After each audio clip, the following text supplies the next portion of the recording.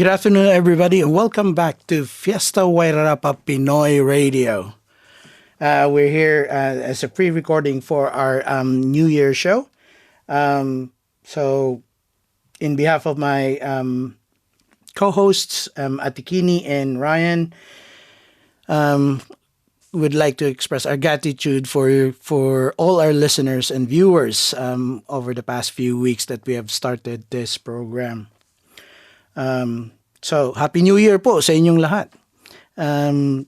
So, to start with, I'd just like to acknowledge the following people who are the contributors to our community.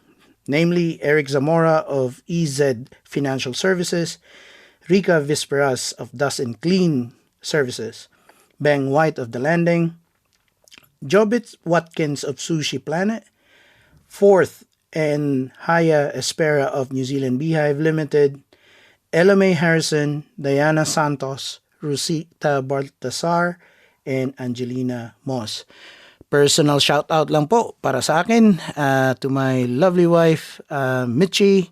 Happy New Year and I love you. And to my kids, of course, Ate Riani, Kuya Rainier, and Renee. Happy New Year din sa inyo. Hope you enjoyed your gifts. Alright, so to start with, I'll put in a song for you by the Apo Hiking Society entitled Awit ng Barkada. Here it goes.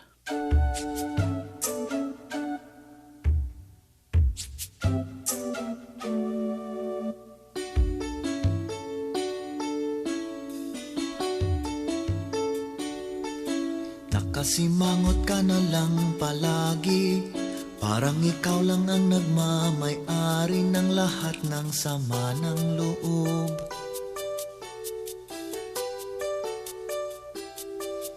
Pagmumukha mo ay hindi maipinta, nakalimutan mo na bang tumawa? Sumasayad na ang uso mo sa lupa.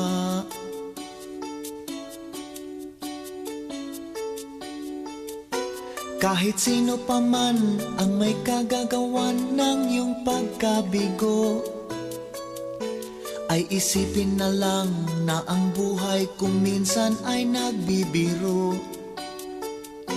Nandito kami, ang barkada mong tunay aawit sa'yo. Sa lungkot at ligaya, hirap at ginhawa, kami kasama mo.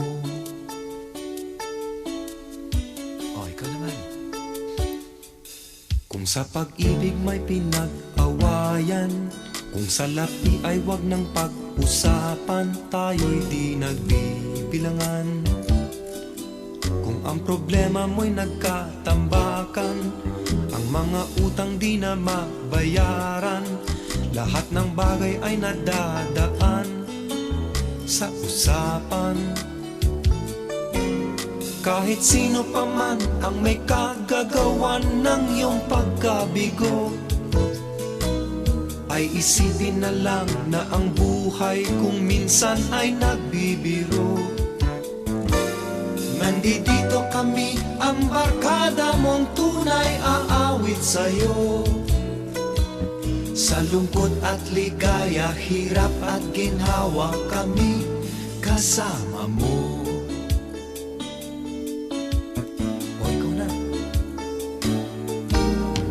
Hanapin ay kaligayahan, maging malalim o may kababawan, sa'yo ay may nakalaan.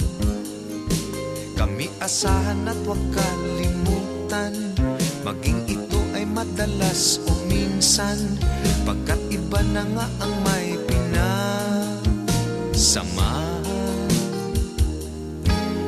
Kahit sino pa man ang may kagagawa ng iyong pagkabigo, ay isipin na lang na ang buhay kung minsan ay nagbibiro. Nandito kami, ang barkada mong tunay aawit sa'yo. Sa lungkot at ligaya, hirap at ginhawa, kami kasama mo, kasama mo, kasama mo, kasama mo. And we're back. So actually ang topic natin for our New Year's Day show is about New Year's resolution. So what are the top 10 most common resolutions that are familiar to everybody? So as we all know, every year millions of people make New Year resolutions, hoping to spark positive change. The recurring themes each year include more active approach to health and fitness, improve finances, and learning new things for personal and professional development. Making resolutions or goal setting is like having your own personal cheerleader rooting for you to succeed. When you set goals, you're making a promise to yourself and your dreams. It's all about being accountable and taking ownership of your actions. With goals in place, you create a structure that keeps you on track and motivated. Deadlines and milestones become your trustworthy sidekicks, reminding you to stay focused and disciplined. By sticking to your plan and putting in the effort day in and day out, you develop habits that pave way to your growth and success, whether it's in your career or personal life. So what are those 10 most common resolutions that we look at? People tend to look at exercise, doing exercises more, losing weight is another, getting organized, especially with work, learning a new skill or a hobby, live life to the fullest, save more money, spend less money, quit smoking is another, spend more time with family and friends, travel more, and read more. So how do you make your New Year's resolution happen? So there are multiple ways to do that, and I will tell you about 10 of them. How to maintain it actually. So yung topic po natin is New Year's resolution. So nagbiruan nga kami ni Rica in our last episode, na ang topic sa New Year is to do a New Year's resolution. Pero usually ang New Year's resolution, nahihinto na by the end of March. 3 months lang siya. Pero ito, ang topic natin for today is how to sustain your New Year's resolution. So ano po yun? So number 1, mentally prepare for change. So that's number 1. Changing ingrained habits is no easy task. So before diving headfirst into your New Year goals, it is important to take a step back and get ready for the impending change. The first breakthrough in change is taking a personal inventory. Being that it's the end of one year and the beginning of the next, it's perfect timing to take stock of the past year's accomplishment. So what are the things you need to talk about? What did I set out in the past year? Where did I make progress? Where did I see progress? Naturally, your resolution may focus on areas that lack progress, but don't forget to savor the progress made and find some small ways to celebrate. Those happy feelings are useful. If possible, try to associate them with an object or word that is related to your accomplishment. You will want to keep upbeat with your new resolutions, so you can use that positive association with last year's accomplishment to remind you of those feelings when you're feeling challenged. As you are thinking about the changes you want to implement, make sure to do the following. Stay positive. Try not to make big or quick changes. Change should be gradual. Build on smaller changes. Allow a little room for error. So in my personal experience, ang New Year's resolution ko last year was trying to lose weight. And I did. I did manage to lose about 5, maybe 8 kilos and maintain that for a few months. But in the later part of the year, I lost track of it and I started to gain weight again. If not nga, more pa since 2022. It's quite tricky. So that's why I chose this topic, especially with New Year's resolution, is to actually ensure, not just for my personal benefit, but for everyone. That's why I'm sharing these. So stay positive. So just remembering the accomplishment you did. So what I did was I lost weight in the first few months of the year of 2023. Uh, I'll try to remember that how I did it and how I did it well. And then the time that was challenged when I start piling up the weight, I'll try to remember. Okay, this is the mistake I've done in last year, and then I'll use that as an example. Okay, I shouldn't be doing this anymore. I shouldn't be doing, why stop this or why stop that. Yung sa akin, part ng weight loss program ko was cycling. I know quite a lot of our members of our community goes into cycling on a regular basis. Pero kung makita mo naman sa kanila, they're really fit and they're quite young. So some of them are of my age. But may mga variables din na kung kino-consider about why they are so fit. Katulad ng mga cyclist natin, yung talagang nagro-road bike, particularly si Jaime at saka si Julius. Ang ano nila, very fit sila. Pero ang kino-consider ko rin kasi, apart from their diets probably, is yung type of work nila. Yung work nila kasi physical eh. So sometimes I reason that out. But no, for my part, probably I can talk in behalf of people of my situation, is to actually follow those changes in the way you implement things or maintain your New Year's resolution. Like the change should be gradual, build on smaller changes, allow a little bit of room for error, and always stay positive. So yan yung first tip is to mentally prepare yourself for change. Number 2, set a goal that motivates you. You should be surprised how often people set goals that are not for themselves. These goals could be dictated or coerced by a manager, spouse, or parental or peer pressure. While it's nice to have some external support, if you don't share the same passion, the resolution has a small chance of succeeding and could even be dead on arrival. To do this, you need to make sure the goals you set is important to you and only you, and that there's value or benefit for you in achieving the goal. It is these two things that will provide the reason and willingness to take action. This is also known as motivation. Thus, it's safe bet if your resolutions align with the following: your goals, your priorities, your dreams, and aspiration. So, sa akin, if I were to use myself as an example, the reason why I really needed to lose weight is because of my health. I'm in the age now that I need to look after health-wise, and showing, and my health is actually showing now. Meron na akong mga gamot. I have maintenance medications now.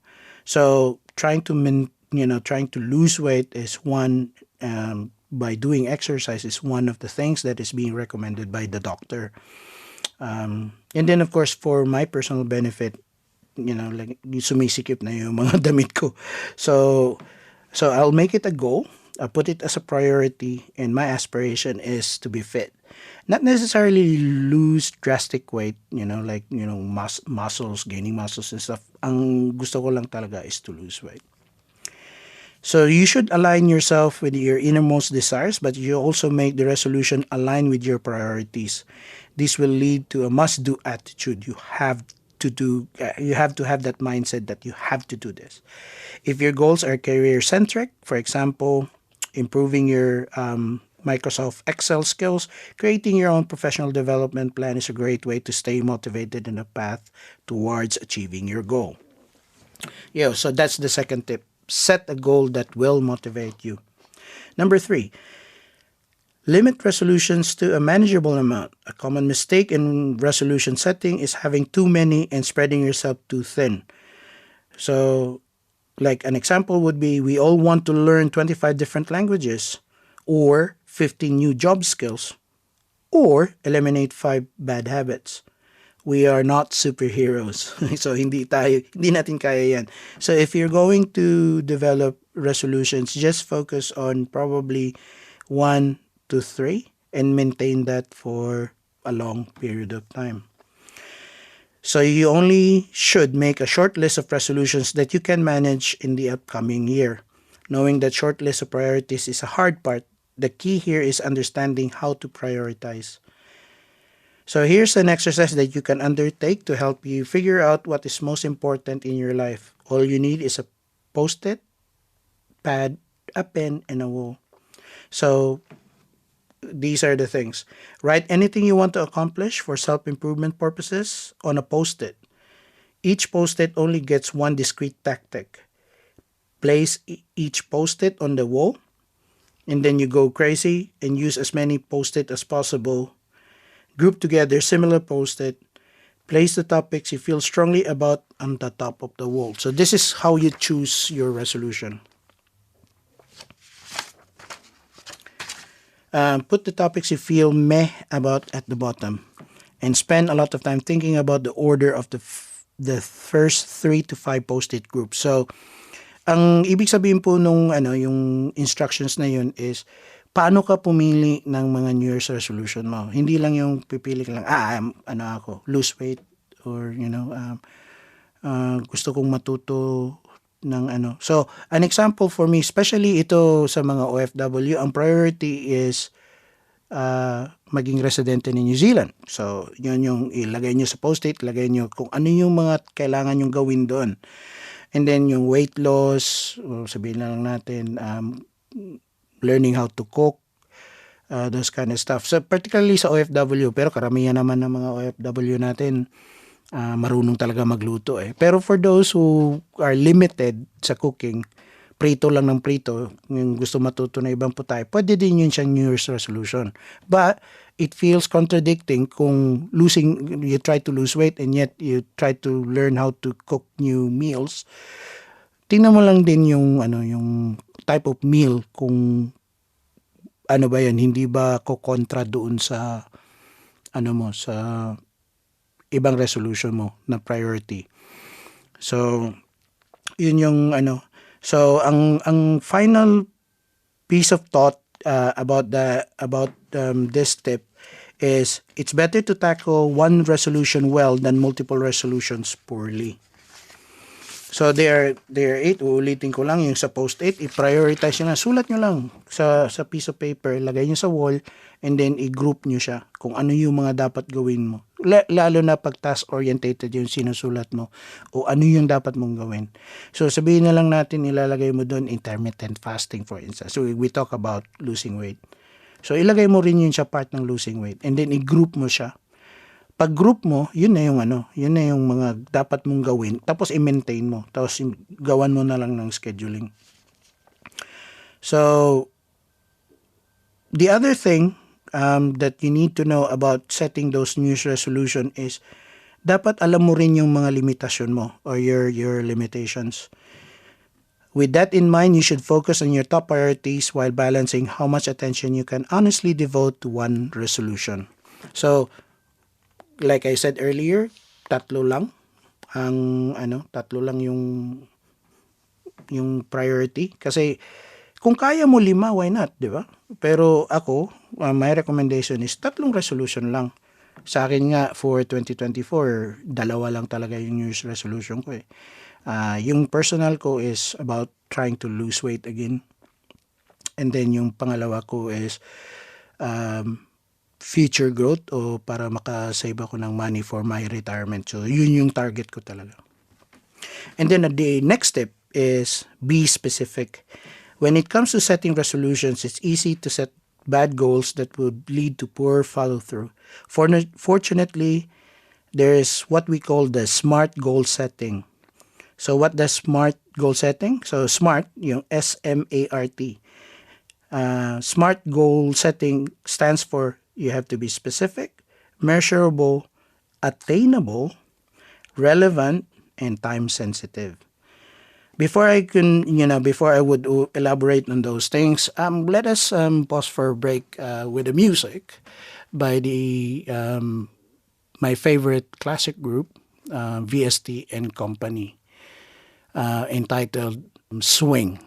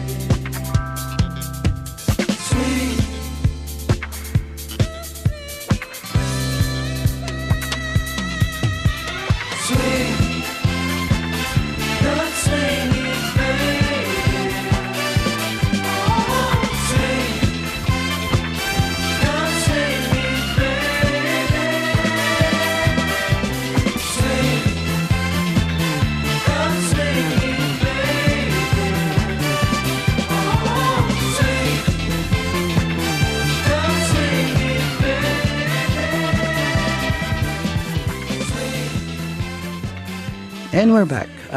So just going back to that number 4 tip, about the SMART goal settings, be specific. So specific is articulate the resolution as clearly as possible. So you have to be really specific. So yung losing weight, yun yung parang general idea. Just an example, my personal resolution is losing weight. Pero paano ka mag-lose weight? There's so many ways. So an example would be intermittent fasting. Yun yung isa. Para sa akin ito it can be applicable to others as well. And then may ibang example din is eat less o yung dieting, pero ako hindi ko talaga kaya yung dieting so that would be one of the challenges that I have to do. Pero I will yung achievement ko is i-breakdown ko siya. So sabihin na lang natin for the first 3 months at least I will lose a number of kilograms, and then try to achieve that in the following months. Kasi based on my experience last year trying to lose weight, nag-plateau ako on a certain weight tapos hindi ko na siya mapababa despite the establishing some routines of diet and exercising. Intermittent fasting yung main drive ko before. Pero ngayon I will do a little bit of twisting kasi effective yung intermittent fasting to some extent in my personal experience, pero para dagdagan ko o papalitan ko na lang para ma-maintain ko siya. So baka doon na sa diet yan. And then the next part of that SMART goal setting is yung measurable. Dapat measurable siya. So when you talk about measurements, yung talagang very specific yun siya. So let us say using the example of weight loss, ang achievable on the basis of the research I've done is you can actually achieve weight loss without actually going back to your normal weight gradually by I think it's about 10% over the 3-month period. So achievable siya. So let us say I'm 90 kilos now, dapat malose ko at least 3 kilos per month. Parang siya, very impossible siya, di ba? Pero with the task that you have created, posible siya. So depende na rin sa iyo. So kung gusto mo, ang aim mo lang is measure mo lang na weight loss is 5% every 3 months, then absolutely fine. At least na-achieve mo siya. So continue siya over the year. The next part of the SMART goal setting is attainable. The resolution should be attainable. Choose a resolution within the realm of possibility yet challenging. So an example would be is just going back to weight loss is ano yung type ng yung timing ng intermittent fasting without actually compromising your health. So yun yung isa rin na titingnan mo. Kasi kung hindi ka kakain, baka mapasma ka. Yung iba naman nag-hydrotherapy, yung umiinom na lang ng tubig, pero nade-deprive ka man naman ng nutrients.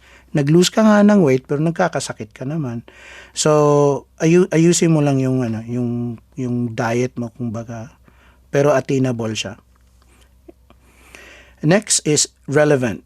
So, your resolution should be relevant. Keep it relevant to your priorities and goals. See the motivation. So if you're motivated to lose weight, it has to be relevant. So gaya ng sinabi ko kanina, sa akin, I'm trying to lose weight because of my health. So ikaw, sabihin na lang natin, mahilig ka magbisikleta, yung mga siklista natin dyan sa community. So yung resolution mo is maka-join ka ng contest, yung cycling contest. So unti-unti, ang target mo is sabihin na lang natin yung first few months mo, dapat ang matakbo mo is 40 kilometers. Pero when it comes to being specific or measurable siya, yung speed naman yung titingnan mo. So siguro yung first 40 kilometers ng first 3 months mo, tumatakbo ka lang ng 15 to 18 kilometers per hour. Pero after the third month, dapat ma-achieve mo na nasa mga 20-22 ka na. And then on the 6th month, nasa 25 na yung takbo mo. Di ba, minsan kasi, lalo na pag walang yung ang target mo lang within that ride is yung 40k na yun is benching ko kaagad. Pero yun naman scientifically yun yung tawag nito na namamanhid na yung paa mo na nagiging unhealthy ka tuloy. So ang sustainability niya hindi na siya naaating. So you just need to be mindful na yung mga other variables din when you're trying to achieve that goal or resolution. Keep it within your priorities and goals without compromising your health. And then the last part of smart goal setting is it is time sensitive. So give yourself a time frame to which you achieve a goal. So para sa akin, the whole year. Yung deadline ko is December 31, 2024. So I start today, January 1, and then I end December 31. Tapos i-review ko na yan for the following year.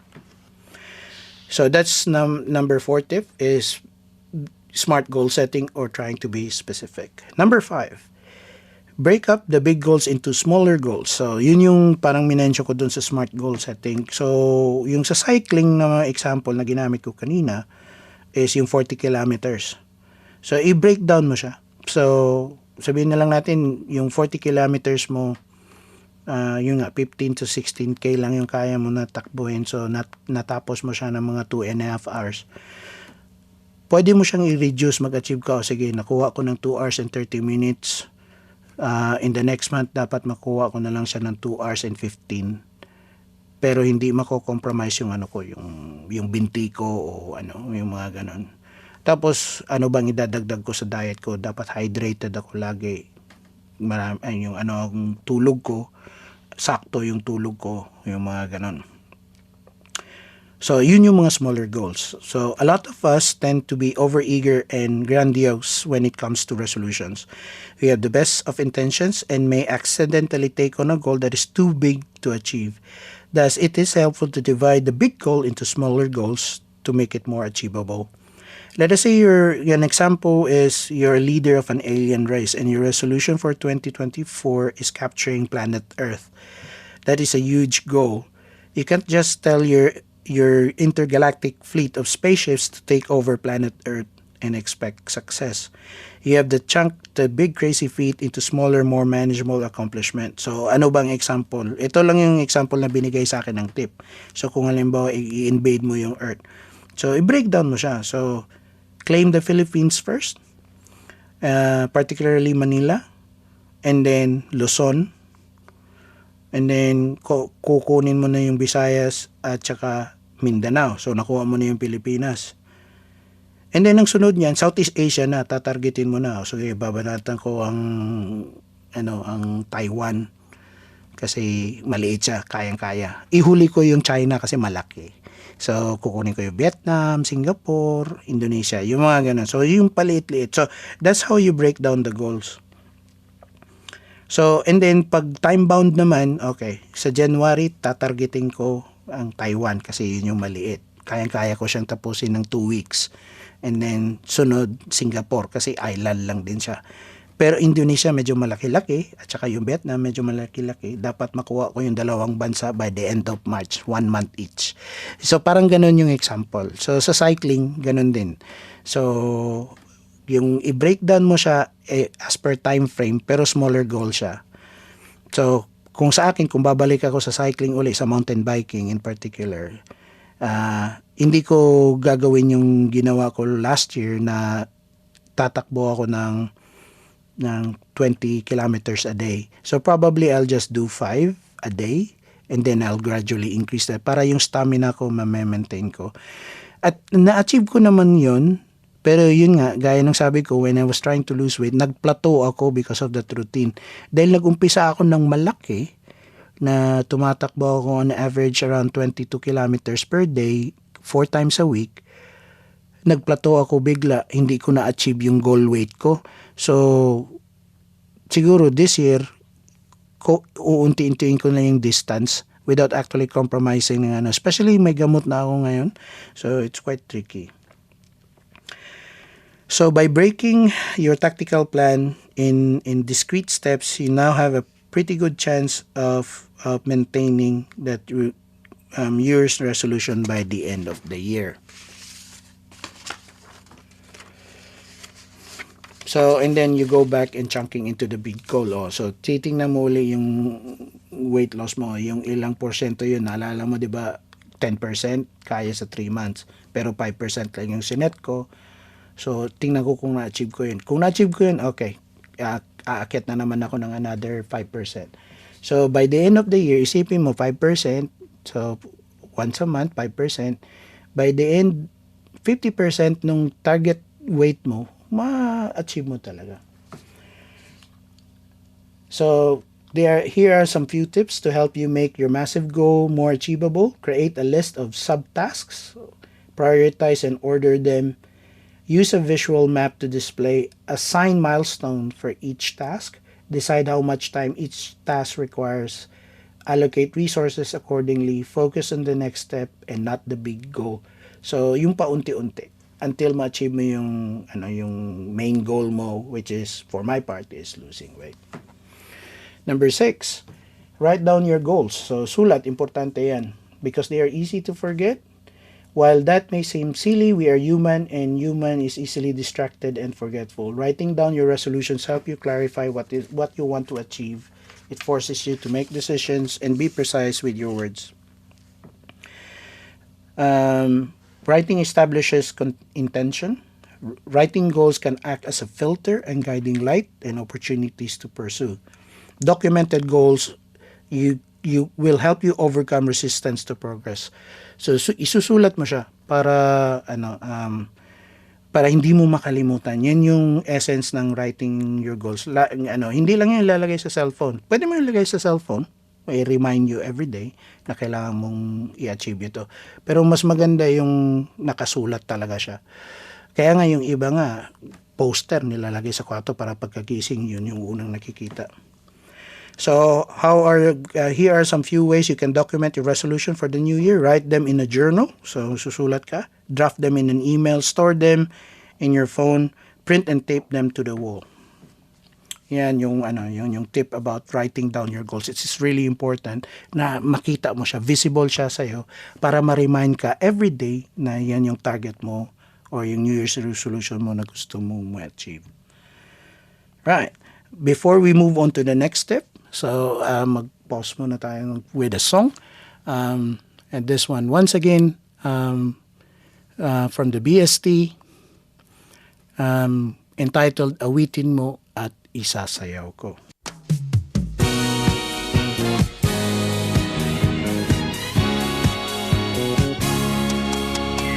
Walang iba magsasarap sa pagtitinginan natin. Sana ay pinamawakas itong awit ng pag-ibig. Awit natin ay wag mong kalimutan.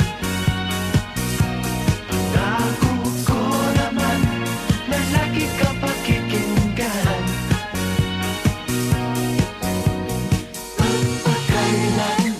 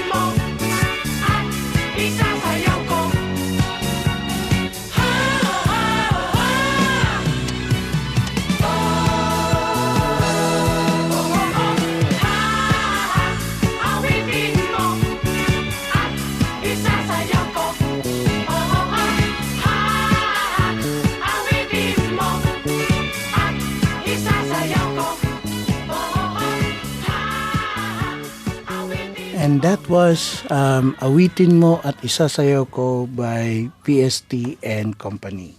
So going back to our topic for New Year's Day, yung mga tips about how to develop and achieve New Year's resolutions. So tip number 7, share your resolution with others. So ito, importante din ito. It's great to make a resolution for yourself and maybe even write it down. But if no one else knows about it, it's easy to forget about or even ignore. And when you don't achieve it, no one will notice or care. So ito yung minsan ayaw mong sabihin yung New Year's resolution mo. Kasi just in case lang na pumalpak ka, walang nakakaalam. Pero kaya nga gumawa ng New Year's resolution, di ba? Kasi gusto mong ma-achieve. So, on the flip side, your counterparts who decided to tell someone about their goal feel something different. Now that they have gone public with their goal, they feel a sense of obligation and accountability. So, yung sa akin, yung losing weight ko last year, ang example ko, ang sinabihan ko noon yung kasamahan ko sa Couples for Christ na si Kevin Crosby. Kasi siya, naglo-lose din siya ng weight.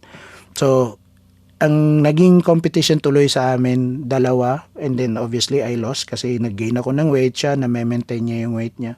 Siya may medical conditions din siya, so ingat din siya sa pagkain niya. And then he does have his exercises as well. Pero yun yung nakakatulong sa motivation na kailangan mo talagang i-achieve yung target mo. He achieved it, I didn't. Even though nasabihan ko siya, pero I just need to reinforce it. What lacks with me, itong tip na to, nagawa ko to or na-achieve ko to. Pero there are some parts of that goal setting na hindi ko ginawa ng maayos. That's why I failed miserably trying to lose weight in 2023. Crazy as it sounds, this sense of guilt is often more powerful than self-motivation. The upshot here is what you need to do to succeed. The people you shared with will celebrate with you. So kung na-achieve mo yung goal mo, masaya din sila kasi na-achieve mo eh. Ay, ayaw mo rin mapahiya. Sometimes ego comes into play. So yung guiltiness nga na sinasabi rather than yung motivation lang. Pero it's strongly suggested na don't keep the New Year's resolution to yourself. Share your resolution with others. Especially those friends of yours na may similar din na goals na like gusto matuto ng English, for instance. Sumama ka doon sa mga kaibigan mo na yun din yung target nila. Number 8 tip, automate where possible. As the saying goes, a stitch in time saves 9. The good news is you probably have technology in your pocket that can help you follow through with your resolution. Automation in the form of reminding apps. Nowadays, there are a million different apps and services to help you follow through on your New Year's resolutions. The free tools that can help provide constant reminder, yung Google Calendar natin sa phone. Meron din tayong personal assistant, yung Google Now. ChatGPT is another. Meron tayong app sa mga Apple users na reminders. So, meron mga alerts to tasks that you need to do.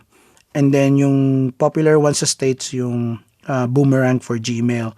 It's a schedule reminder emails for yourself. So, libre yun siya na app na automatically mag-email sa'yo para mabasa mo o, you need to achieve, let us say, your target weight would be, So, yung sa akin last year, ang ginamit ko yung sa Nintendo eh.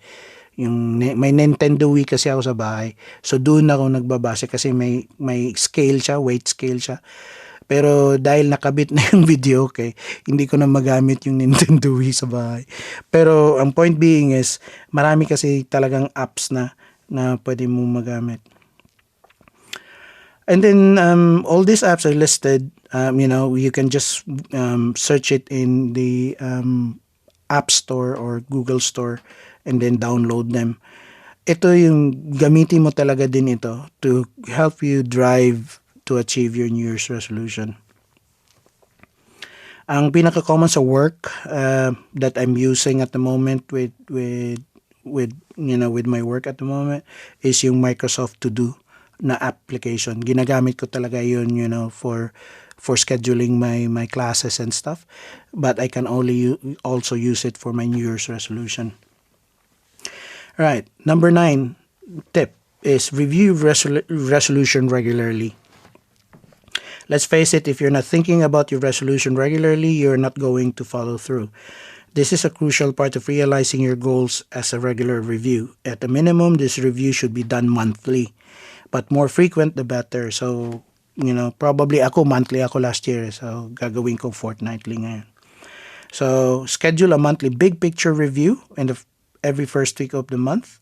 And then serve as a planning meeting when you distribute the smaller task and different weeks throughout the month.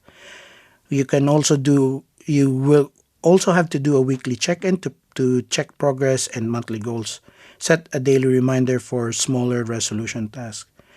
This may sound a little crazy to you, but about resolution every single day, but it is those smaller incremental steps that will lead to massive changes over the course of the single year.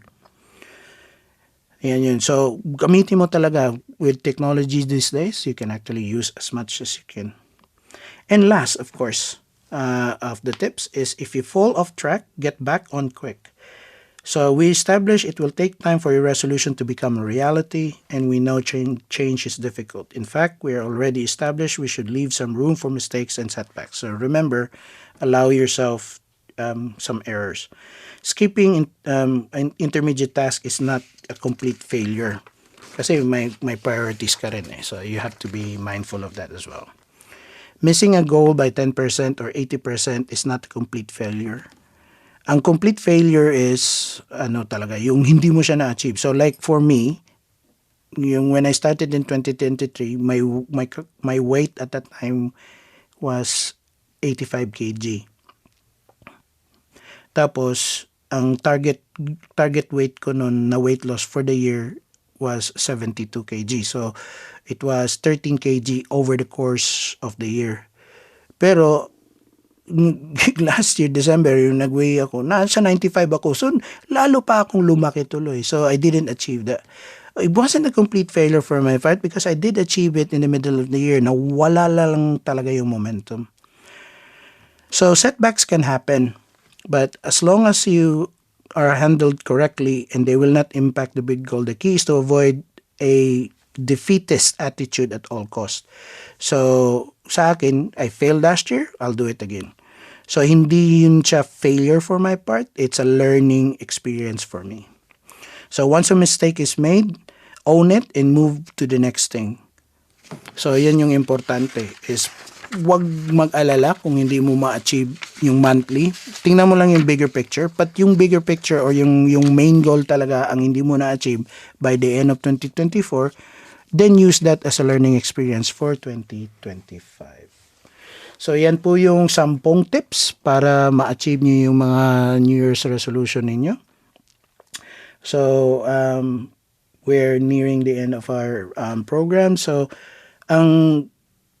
hopefully, yung mga kababayan nating OFW, sana nag-enjoy kayo ng Christmas season ninyo with newfound friends. And then, if you need some assistance, the Wairarapa Filipinos Society is here to help you. One last thing, nakalimutan kong i-announce, we do have a new set of officer. I will be posting their names on our Facebook page. And congratulations din sa kanila for volunteering to become officers for a society. It's no small task becoming an officer kasi ang dami talagang gagawin for the benefit of our own Filipino community. So, I'll leave you with the final song for this program. And this is your Fiesta Wairarapa Pinoy Radio with your host, Ryan Soriano, in behalf of my colleagues, Kinnie Vermuelen and Rica Visperas. Again, Happy New Year to one and all. See you next week.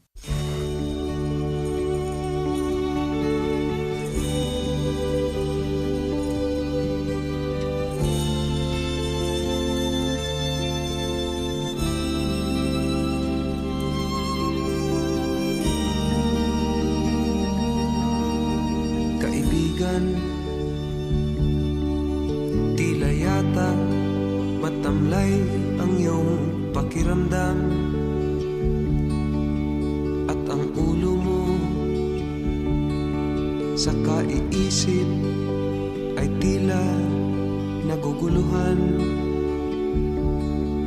Kung ang problema mo o suliranin ay lagi mong didibdibin, ay tatanda kang bigla pag tumulo ang luha, hahaba ang mukha at ikaw ang siyang kawawa. Iniwanan ka ng minahal mo sa buhay mo at nabigla. Sinamba mo siya, binigyan mo ng lahat at biglang nawala. Ang buhay mong alalahanin at wag naman maging maramdamin, at tatanda kang bigla pag tumulo ang luha, hahaba ang mukha at ikaw ang siyang kawawa.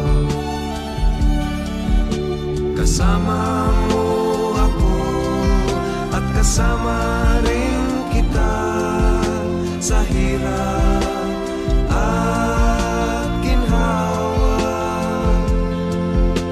Ako'y kagabay mo at may dalang pag-asa. Limutin siya, marami, marami pang iba. Kaibigan, kalimutan mo na lang ang nakalipas. Kung nasilaw siya, napasama sa iba't na pa ibang landas. Marami pang malalapitan, mababait at di naman pihikan, at tatanda kang bigla pag tumulo ang luha, hahaba ang mukha at ikaw ang siyang kawawa. Kasama mo ako at kasama rin kita sa hirap at ginhawa. Ako'y kakabay mo at may dalang pag-asa. Limutin siya, marami pang iba. Kaibigan, kalimutan mo na lang ang nakalipas.